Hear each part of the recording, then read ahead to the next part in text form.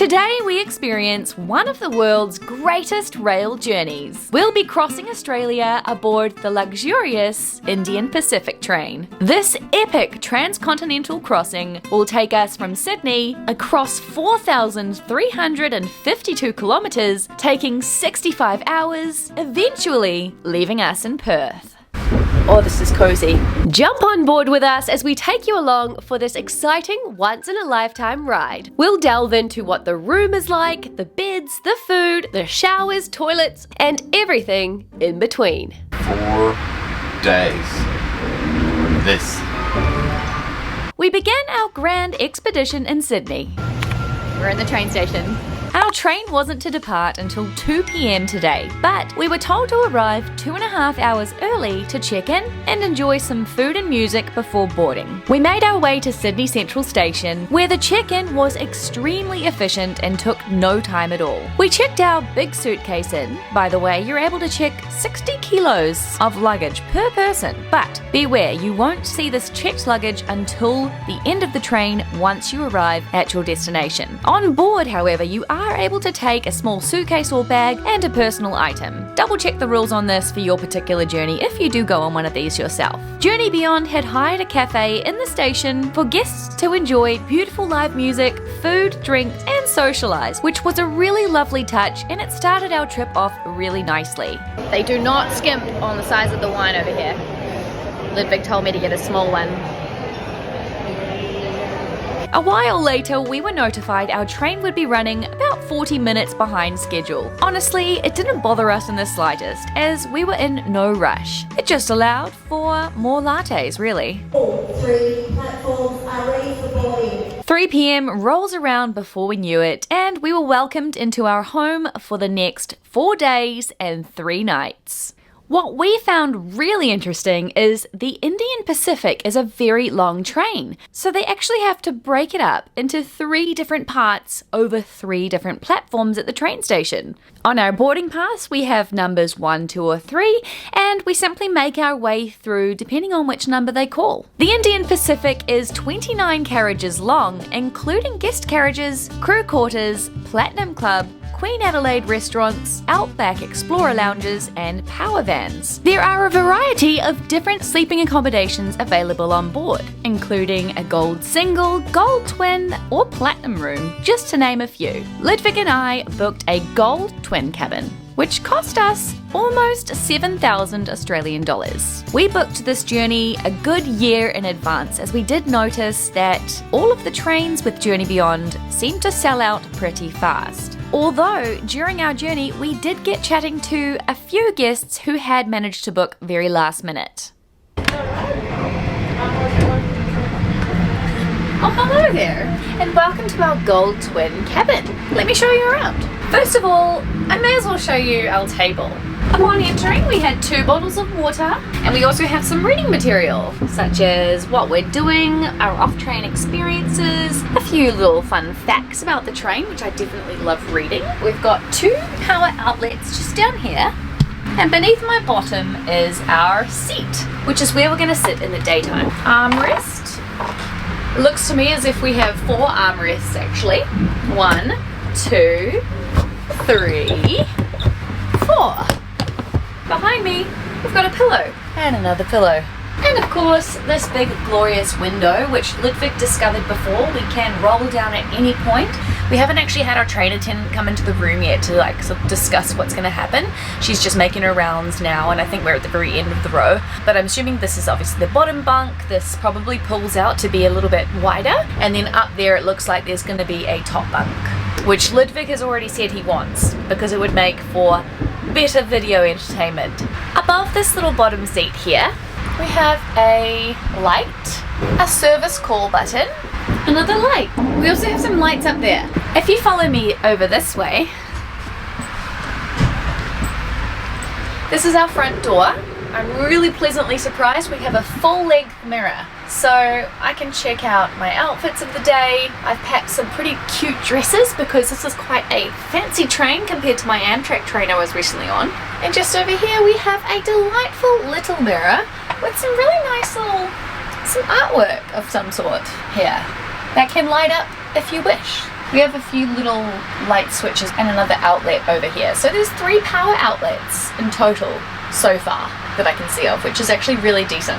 A little shelf, which is really handy. There's this little ledge here so the things on the shelf don't fall off when you're rocking around in the train. And down here it looks like this is where you'd probably put reading material, books and things you can stack back here. There is also a range of different music channels to create a little bit of an ambience in your room if you so wish. And there's also a nightlight, as we discovered. Over here, there is a little cupboard, and inside, 3 different coat hangers. There is a hook either side.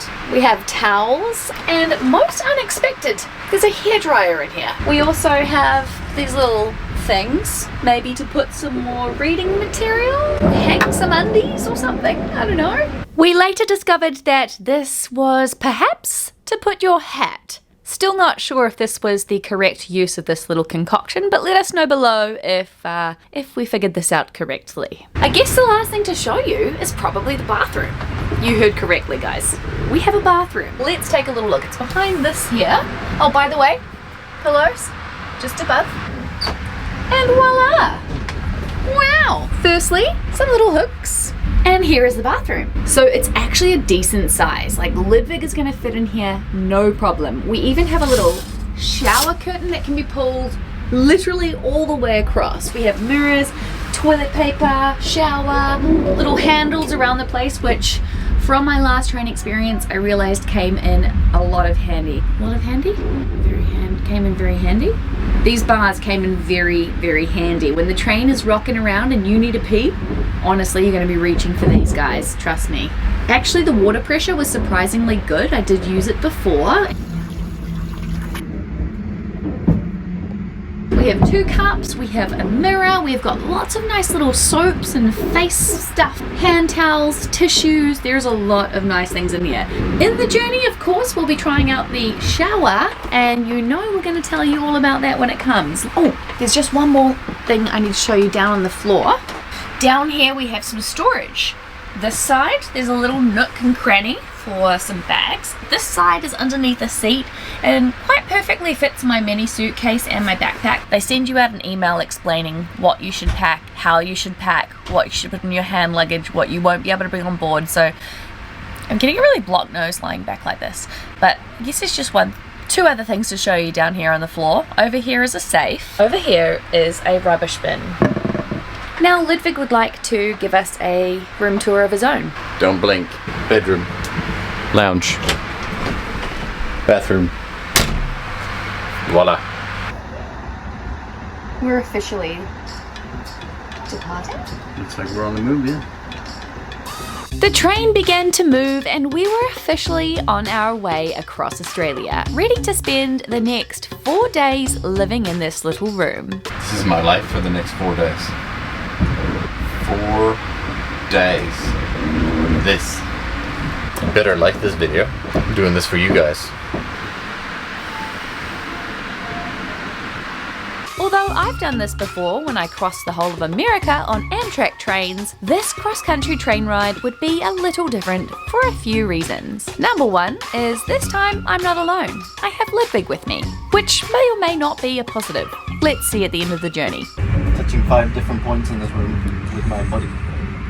Number 2, we don't just travel from A to B, but we have stops along the way included in our journey, which is very exciting. And number 3, I've heard that this is a rather luxurious fancy train, so it's going to be really fun to compare differences between a more regular train like Amtrak with a luxurious holiday train, I guess you could say, like this one.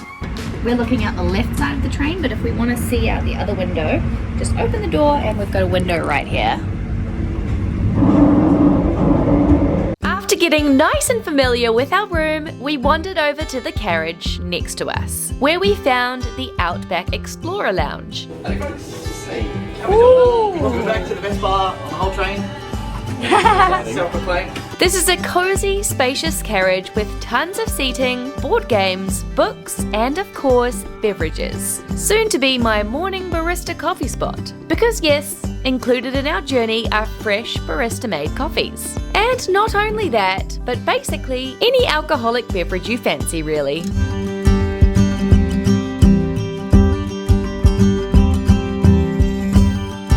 With a little map displayed up on the screen, Ludwig reports we're about to pass through the Blue Mountains. Okay, so we are well and truly on our way now, and apparently we are approaching the Blue Mountains, which is very cool. Interesting, actually. I assumed that this train actually stopped in the Blue Mountains, as I'd seen others experiencing excursions in the Blue Mountains, but it turns out that that's only on the eastbound train. So it seems that a lot of the Journey Beyond trains have different itineraries depending on which direction you take the train. So we have some slightly different itineraries to those who might be taking the train from Perth to Sydney. And not so long ago, our attendant, Sammy, came and gave us a little bit of information, a little card with all of our meal times on there. To our surprise, we were given an 8 p.m. dinner time tonight, so it seems like they assign you with a time to go to dinner. You don't just sort of rock up. And then following that, we've got the times for all of our breakfasts and lunch going forward, which is really cool. It's kind of nice to know a little bit of how your day will be structured, and of course in amongst this we are going to have excursions that are included in the price along the way as we go. Alright, well, I just came back to go to the loo, quickly decided to give you an update on what's going on. Better go out there and join Ludwig because he's currently sitting by himself. Alright, here we go. The Blue Mountains are a majestic mountain range covered heavily by oil-bearing eucalyptus trees. The atmosphere is filled with little droplets of oil, which, in combination with dust particles and water, it creates rays of light in a bluish colour. Unfortunately, we didn't have the best luck with weather. And to be honest, we couldn't see much at all. Lucky for me, we used to take an annual family holiday to the beautiful Blue Mountains. Just gone for my morning run, come to the end of the street, and this has got to be one of the most beautiful sights I've ever seen on a run. It is a truly magical destination. I am definitely going to be taking Ludwig back here one day. The indigenous inhabitants of these mountains are unfortunately long gone, but stone axes and other tools have been found recently in the Blue Mountains National Park that date back 12,000 years. In the 1700s, there were many failed attempts by European settlers to cross the mountain ranges, many of them by enthusiastic scientists who came across new varieties of plants and native animals, such as the wombat and koala. The first successful expedition across the Blue Mountains was in 1813.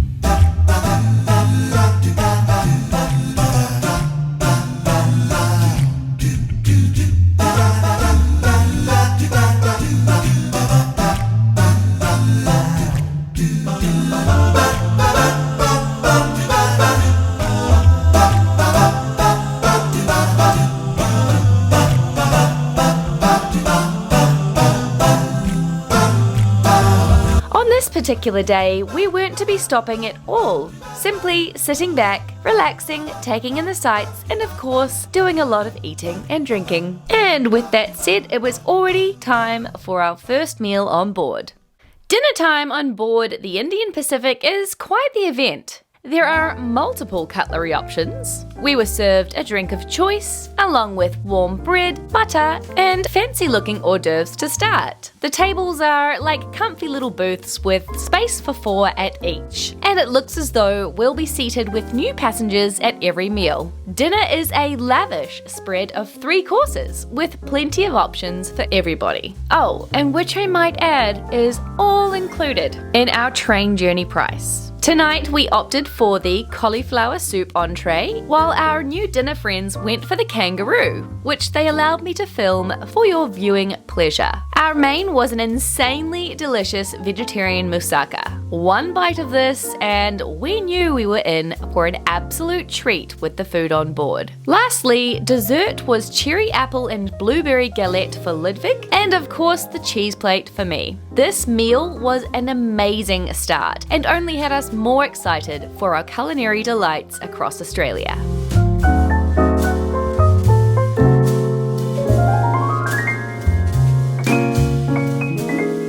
We just came back from dinner. Delightful. Everything was yum. I'm quite happy with my food. We sat with Phyllis and Ian. Phyllis and Ian, also fellow Kiwis. Very pleasant people. And then during dessert, they made an announcement saying that we set the clock back 30 minutes. 30, not an hour.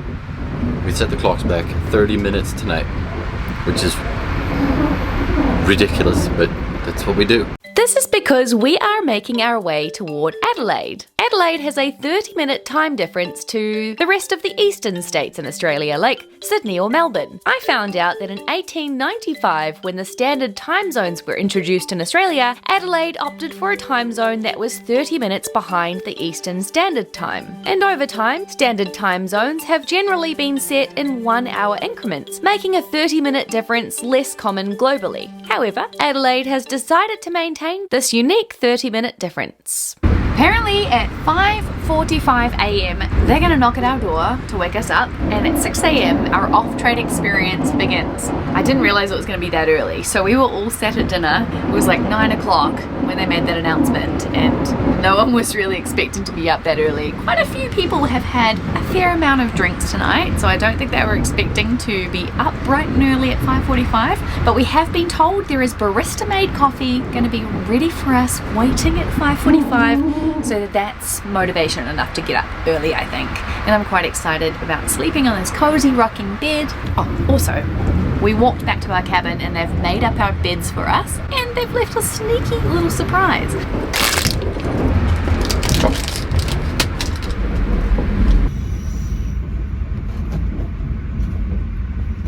Night 1 of 3 on board the Indian Pacific train. Let's take a little look at the bed we're going to be spending 3 evenings in. First glance, it seems extremely cozy. It's definitely on the more luxurious hotel vibe than my Amtrak train and our last Australian train. I quite enjoy a really tucked bed that you have to like slither into.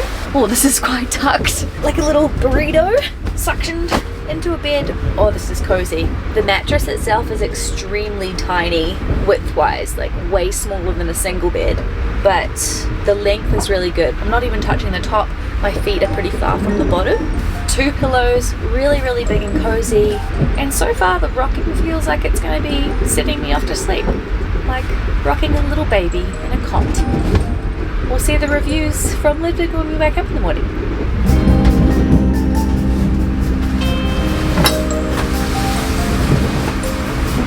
Not tucked here. I untucked everything right away. I hate being tucked. Is it cozy though? It's bigger than the other one. At least I can fit in this one. I'm gonna jam my head in between here, then I can fit. Nighty night, little honey. Nighty night. Good night.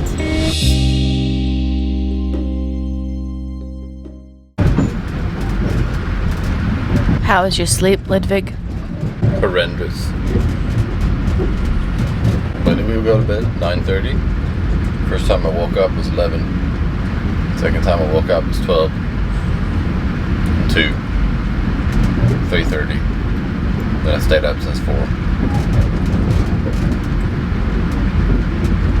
5:45 a.m. rolls around and we woke up with a knock at the door. To our surprise, the barista wasn't up making coffees yet, but luckily for us, we discovered a little kitchenette of sorts at the end of our carriage with instant coffee available and a selection of tea. Abundance of tea.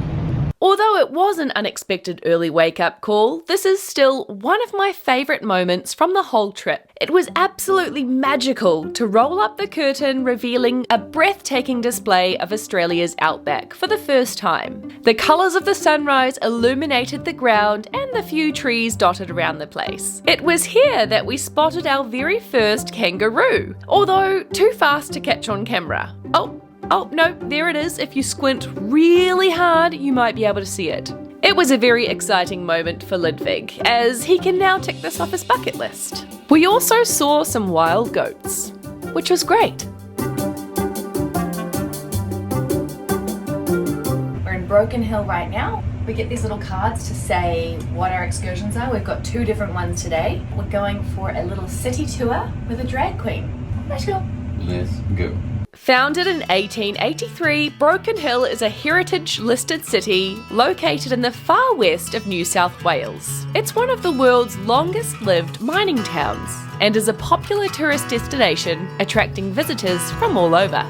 Broken Hill has a thriving artistic community, features a lot of historic architecture, and the rugged and unique landscapes also make it a popular location for film and TV. Films like Mad Max 2 and Priscilla the Queen of the Desert were partially filmed here. Today there were many excursions on offer, but we decided to join local drag queen Shalita Buffet for a 2-kilometre walking tour of the town. Despite being really sleepy, this was actually a really nice way to start the day. The air was crisp, the sun was shining, and it was great to move our legs and walk around. I was so cold, in fact, that Ludwig had to give me his little shirt, which led Shalita to say that I look as though I fit in right here at Broken Hill. What I did not realise is that Broken Hill is going to be significantly colder than Sydney. She was fantastic, highly entertaining, and had us laughing the whole time. Not only this, but we found the tour to be very informative. Some of the fun facts we learnt while here are that Broken Hill has a population of around 18,000 people at the moment. This train here, the Silver City train, was the first air-conditioned train in New South Wales. At some point during Broken Hill's history, it was illegal to drink on Sundays. And at the end of our tour, we passed by the famous Palace Hotel, used as a stopover for the characters in the 1994 Priscilla Queen of the Desert film. We found out that it was actually originally opened as a coffee palace back in 1889. What? Wish I could have gone there. Another fun fact is that the Palace Hotel apparently has the longest veranda in New South Wales, or claims to have anyway. Upon returning to the train, the crew loaded the first lot of passengers first, and then we had to wait for the train to roll back for our carriage to be available. This is because the train is too long for the platform, which is crazy. We wasted no time in heading straight to the restaurant for breakfast. And today's was one of my favourites of the whole trip. I had toasted crumpets topped with honey syrup, mascarpone, how do you say that? Hang on. Mascarpone. Mascarpone. And fruits. This was absolutely freaking delicious, I tell you. Oh, and while here in the restaurant, we just so happened to enter South Australia, which they do make announcements about, by the way. We've just finished our breakfast, come back to the room, and while we were at breakfast, we actually popped this sign on the door so that they know that we're at breakfast to come and make our room up for us. They've officially popped our beds away, and it is now in daytime mode, where we have our nice, comfortable seat. Comfy. So last night, both Ludwig and I had a pretty rough sleep. I don't think I slept much more than about 4 hours, kind of on and off, waking up. The train seemed to kind of go through really, really rough and bumpy patches and then a little bit of smoother, slower pace. But Shalita Buffet actually did give us a little bit of hope. Apparently this was the roughest patch of the journey, and once we hit Adelaide, the track and the train becomes a lot smoother from there on. So I think the next 2 nights should be a little bit less bumpy, we hope, by the sounds of it. We'll let you know how that goes as it happens, fingers crossed. We have some free time to chill out, grab a coffee, hang out in the lounge, have a nap, and then I think lunch will be in a few hours time, followed by another off-train experience this evening when we approach Adelaide, which I'm very excited about.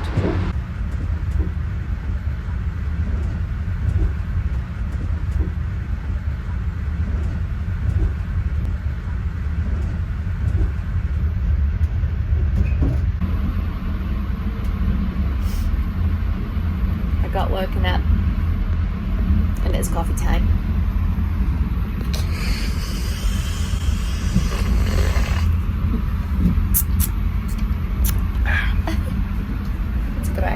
Before we knew it, it was lunch. Today's options were looking incredible as usual, but what jumped out at us was a spinach quesadilla, which by the way was so tasty we ended up ordering a second serving. Because yes, you can do that if you like.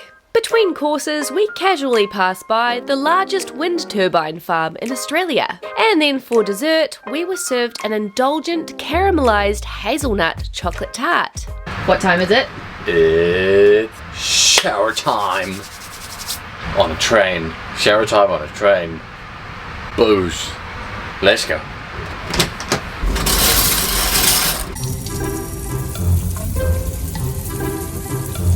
Incoming. Incoming what? Liddy, Hey! would you like to describe the sensations of the shower so the audience knows what it's like to shower in the Indian Pacific? Crammed. Very crammed, but clean. I feel clean and crammed. How's the temperature? It's quite pleasing now, but it wasn't until I found the heating button, because it was pretty cold before. Ha! It's cold. Oh, it's cold. So, would you recommend showering on the Indian Pacific? Well, if you're on here, you might as well, because otherwise you'll be the smelly person. It's a 3-day train, isn't it? Rose and Chloe would appreciate my company if I don't shower. Hey, eyes are up here. Thanks for your feedback. Let me wash my bum. Okay. So there you have it, folks. And I'm next.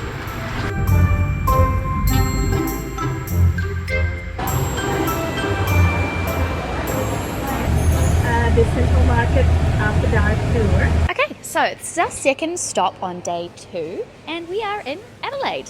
We've learnt so much about Adelaide so far.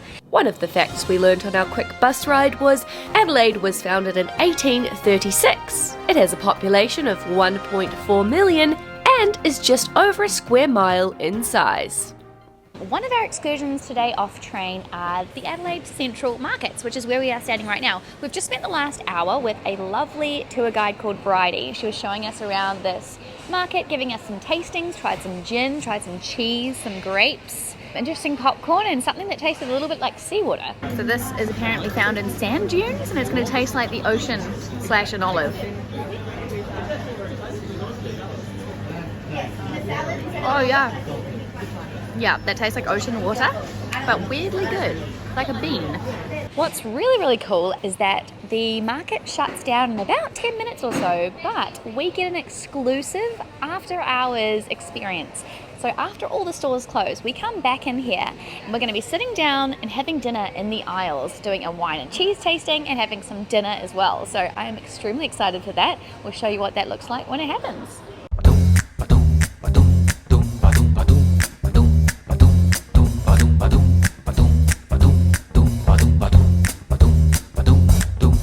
This market has been around for 140 years, and with over 70 traders under one roof, including Australia's first ever pizza shop. It is one of the Southern Hemisphere's largest undercover fresh produce markets. 7 p.m. rolls around and it was time for our exclusive dining experience, starting with a gourmet wine and cheese pairing before tasting a delicious tapas-style dinner, coffee and dessert along with live music.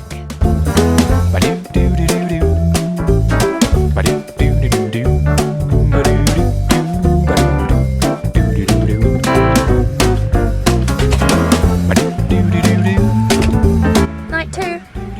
Good night.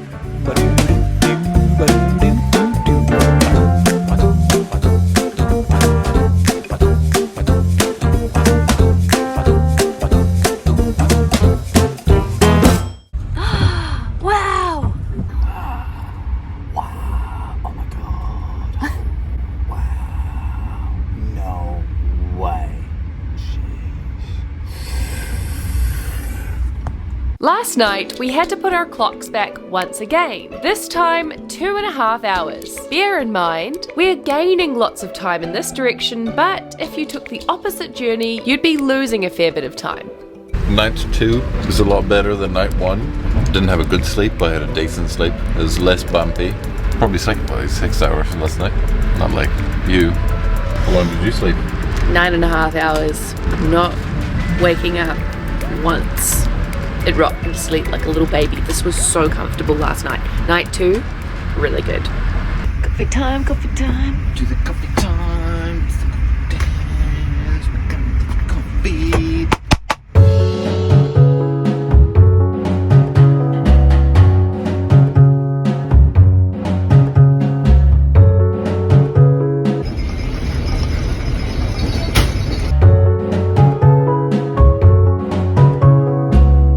Coffee's in and it's breakfast. I know I said yesterday's breakfast was my favourite from the whole trip, but I totally forgot about this banana bread toast concoction. This definitely gave the crumpets a run for their money. Oh, and this morning felt like a Vegemite on toast kind of morning, which by the way is compulsory to try when you're in Australia. Ludwig gives us a taste during our Aussie cruise series, coming up next. I'm gonna go get my 4th cup of coffee of the day, but too much caffeine, so I'll make it a decaf. Would you like one? No, but can I actually get a Coke Zero? Nope. Too early. It's 9:30 a.m. Ludwig, give me a Coke Zero. I'll get you an apple juice. You better get me a Coke Zero. They have basically any drink you possibly want at all times of the day. I could go for a mimosa or a margarita right now if I wanted, but I won't because it's only 9:30. Every time you have breakfast and lunch and dinner on the train, you get seated with someone else. And this morning we got seated with a dad and his son. We got chatting, and they were really prepared. Had some movies downloaded and some crossword books and stuff, and we mentioned that we didn't have anything. And then after lunch or after breakfast, the kid showed up and lent us some crossword puzzles. It was really cute. So now I'm gonna do some brain work, see if I can get any smarter on this trip. We'll see. So yes, if you are partial to getting a little bit bored, highly recommend download some movies or some TV programs from Netflix, or pop something on your device you can watch, because there is a fair bit of downtime in between our excursions while we're traveling, in between meal times. Also, reading material, books, magazines, and some crossword puzzles, Sudoku, something to kind of tie you over in between. I personally don't mind just staring out the window and kind of just letting life pass me by. It's not often in my everyday life where I get to do that, so I quite enjoy doing that on trips like this.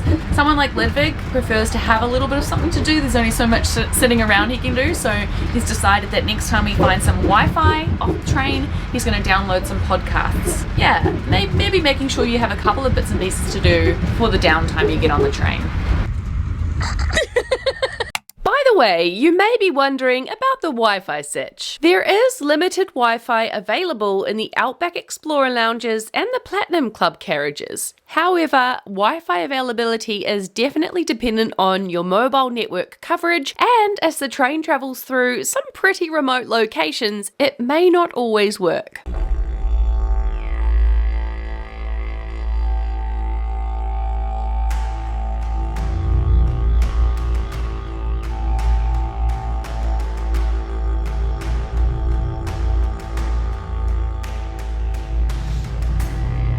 Today's layout is a little different.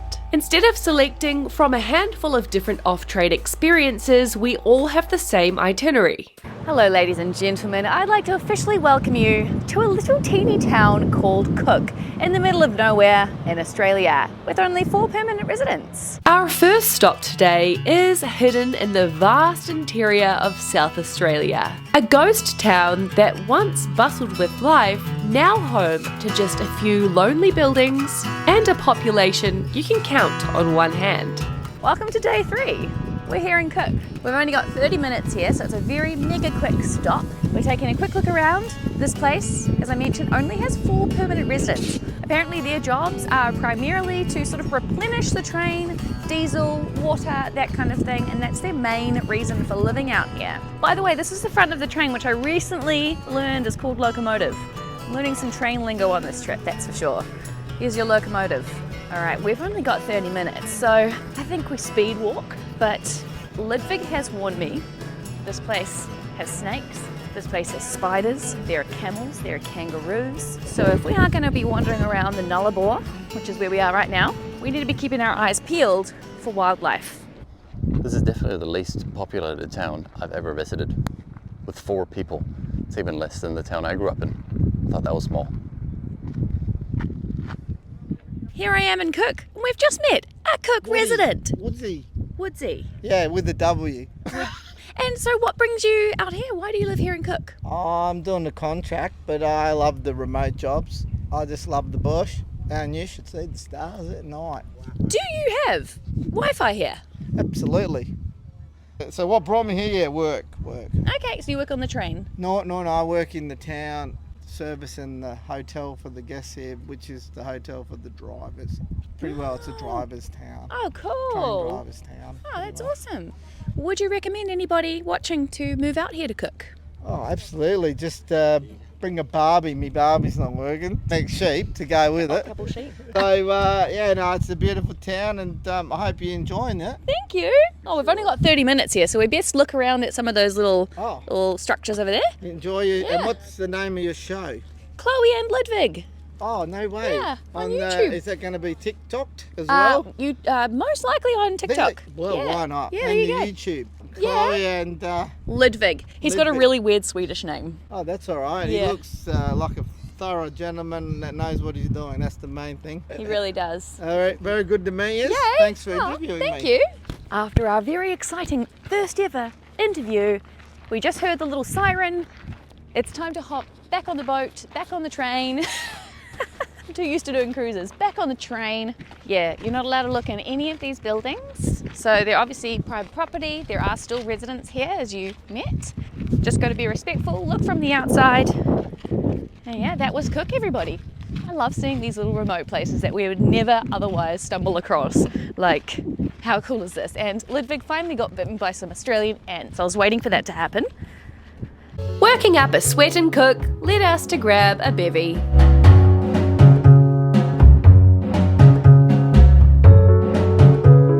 And before long, lunchtime commences. Today we go for the halloumi quinoa and roasted veggie salad. Seriously, I did not realise a salad could be so delicious. I could eat this every single day. And of course, no lunch is complete without dessert. This time around we both grabbed the baked apple and cinnamon pastry with vanilla bean ice cream. And we didn't want to get food envy, so we asked for the salted caramel macadamia nut ice cream too. It was heaven.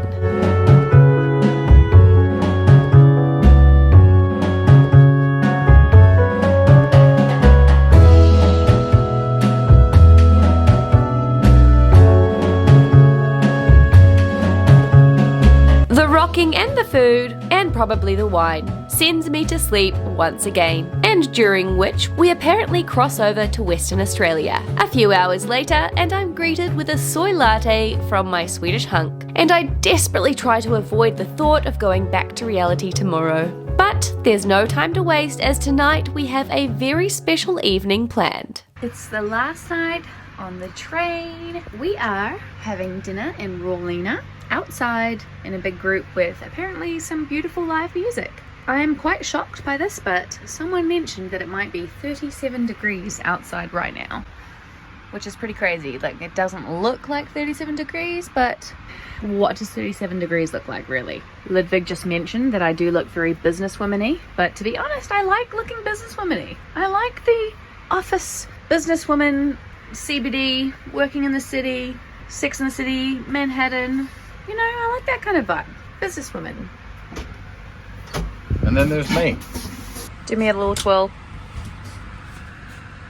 At least you're not wearing socks and At sandals. least I'm not wearing socks and my sandals today. Yep. Quite a few people have commented on that tonight. Yeah, I know. Yes.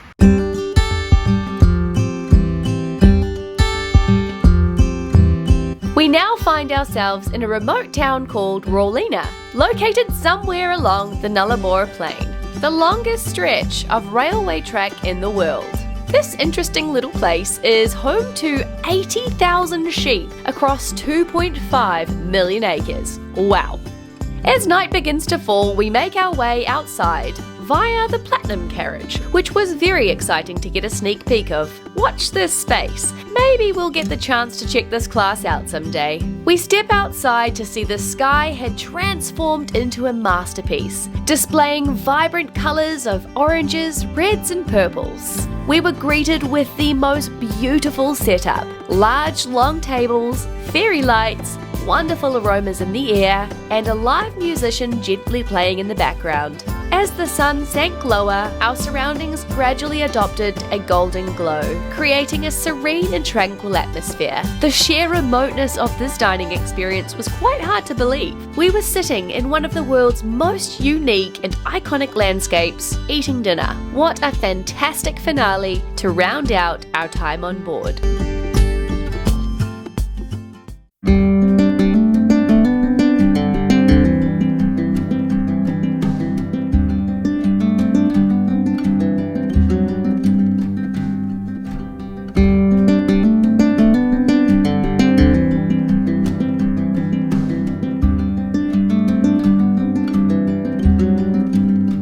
be alarmed, Chloe's voice hasn't dropped. It's me, Ludwig. My voice will now be here with you, as Chloe has now lost hers. Our fourth and final day aboard the Indian Pacific is spent on the train, and we were scheduled to arrive in Perth at 3 p.m. today.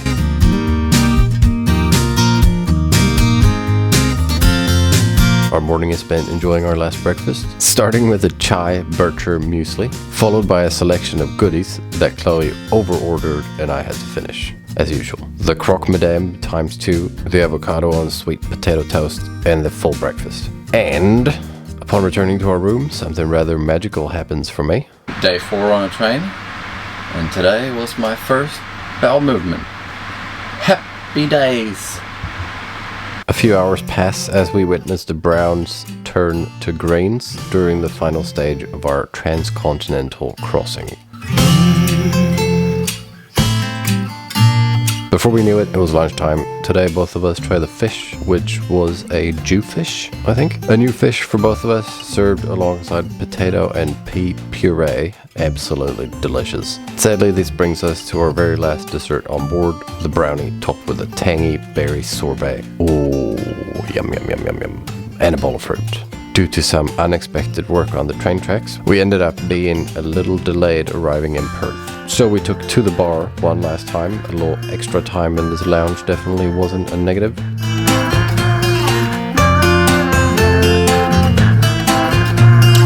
An hour and a half past schedule, we arrive in Perth.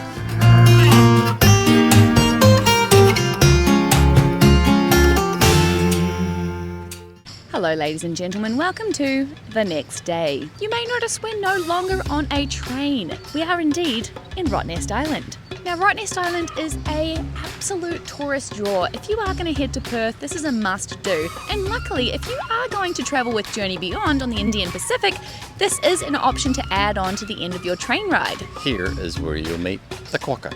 What is the quokka, Ludwig? What did you learn today on our quokka tour? I learned that the quokka is a marsupial, a mammal, and another something word of an M that I don't know, but it means big feet, just like me. They're mega cute. I think Ludwig's taken already about 150 million photos. I need one in my life. Here is where we're going to end the video. I hope you enjoyed our transcontinental crossing from Sydney all the way to Perth. Would you recommend this train journey, Ludwig? I would highly recommend the train journey. It definitely means a lack of sleep, but it's worth it. For Ludwig, it means a lack of sleep. I think I slept about 9 hours. The 2 nights after Sydney, I slept about 9 hours and 2 hours of napping every day. I was going to say, plus naps. Yeah, so an average of about 11 hours of sleep a day. Now we've come to everyone's favorite part. This is where I tell you to like the video, subscribe, and give Chloe a nice little comment, because she loves it. I don't have anything fun to say today, but I don't have any fun thing to say today. Do you not? No. Click that button, hit that button, do all the things. You know what to do. I've told you this a gazillion times already. Just do it now. I'm sick of saying this.